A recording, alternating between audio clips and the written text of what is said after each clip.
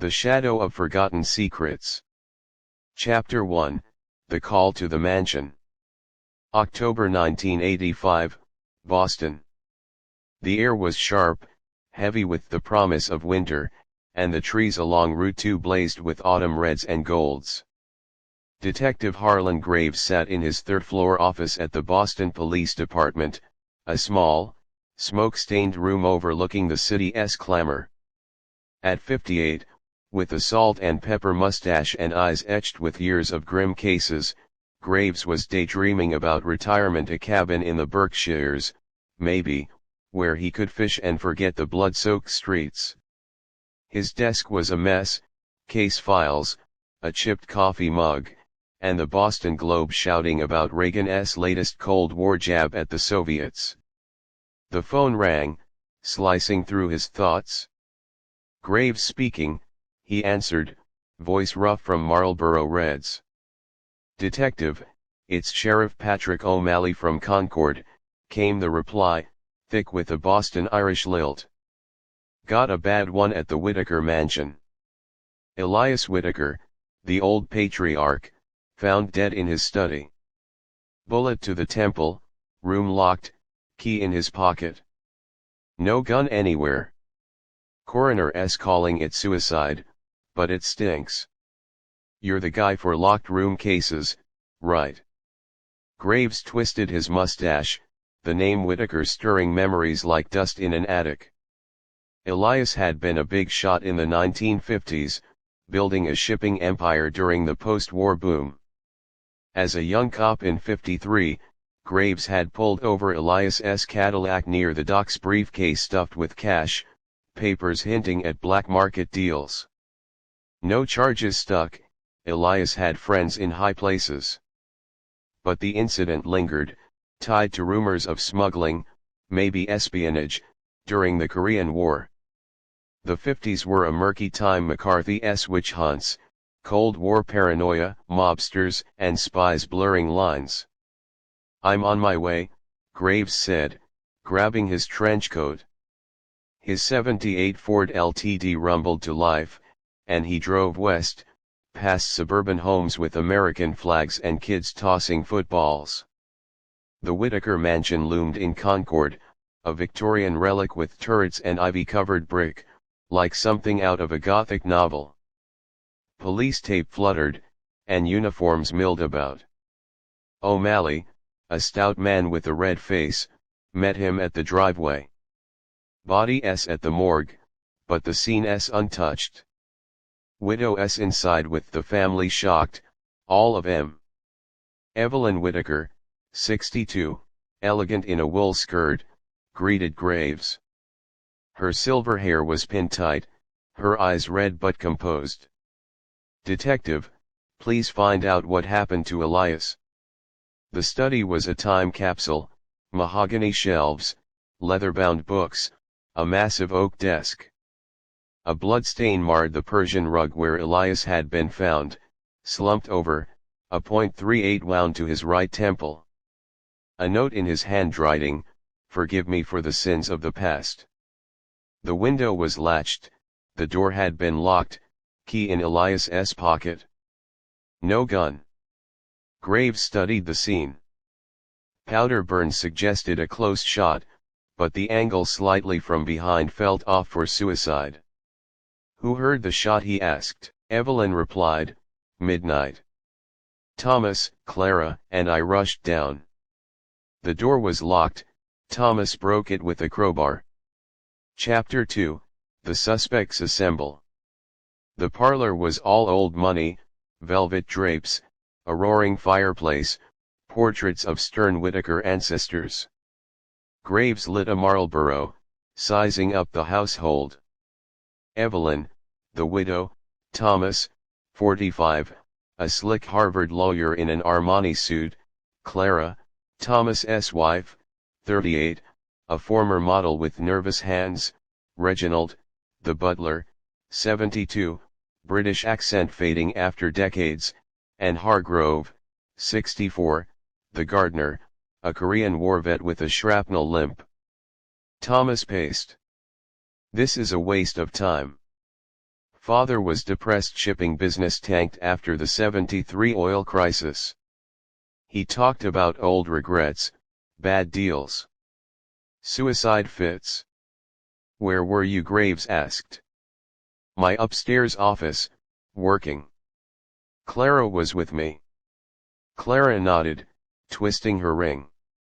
We heard the shot, ran down. Door was locked tight. Evelyn sipped tea. Elias was distant lately, muttering about Korea. He served in 51-53, came back changed. Nightmares, guilt. Reginald stood stiff. I served his brandy at 10, sir. He seemed calm. I retired to my attic quarters. Hargrove shrugged. In my cottage, watchin' the Red Sox. Didn't he hear nothin' till the commotion? Graves' mind flicked to 53, that Cadillac, Elias sweating, cash in hand. Smuggling spies. He searched the study, finding letters in a drawer, dated 1954, to Lydia in New York. Passionate, secretive, our love is dangerous, but I can't stop. An affair. Evelyn denied knowing, but her eyes flickered. A photo showed Elias and Hargrove in Korea, arms around each other. On the back, brothers in arms. Secrets buried. Chapter 3, The Hidden Passage. Graves scoured the mansion, his boots echoing on hardwood. In the study, he tugged books from shelves until one Moby Dick clicked. A panel swung open, revealing a dusty passage to the basement. Anyone know about this? He asked. Evelyn whispered, servant's tunnel, forgotten since the 30s.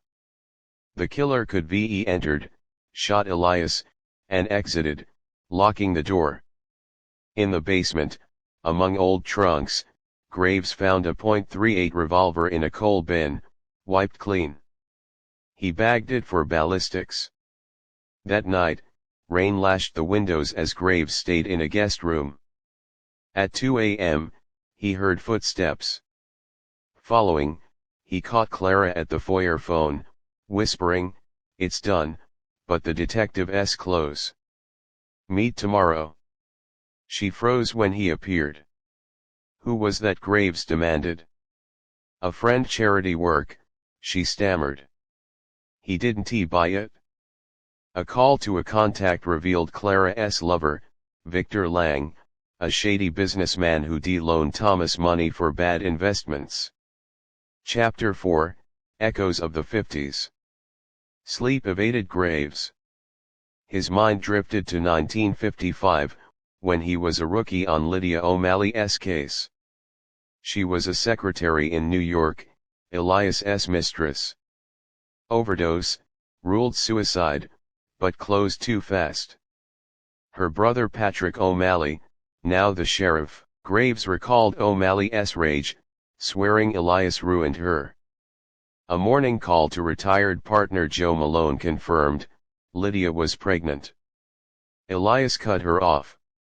She died in despair. Patrick vowed revenge, joined the force, moved to Concord. Back at the mansion, Graves found a locked box in Elias's desk. Inside, more letters from Lydia, begging Elias to leave Evelyn, mentioning a child. A locket held her photo, engraved, "To E, forever." Chapter 5, The Korean Connection.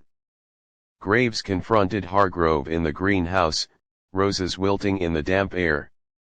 Korea. What happened? Hargrove's eyes darkened.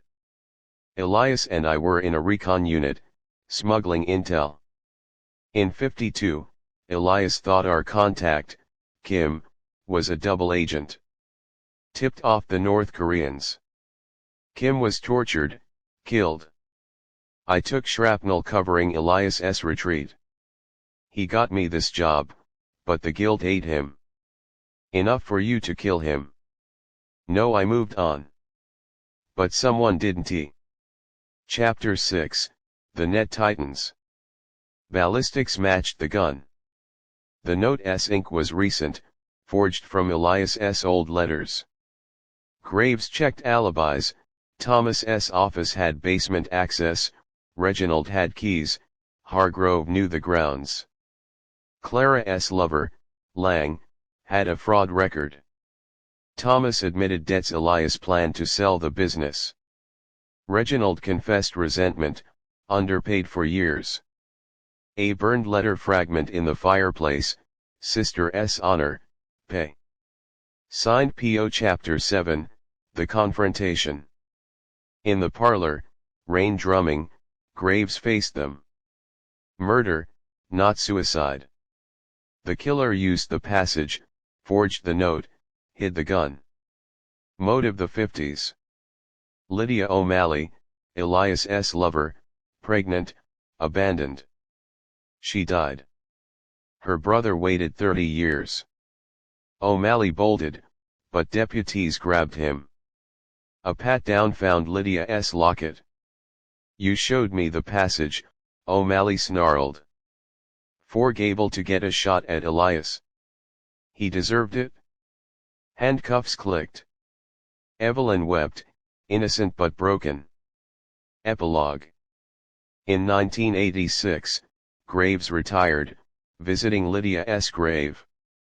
The past's shadows lingered, but justice was done.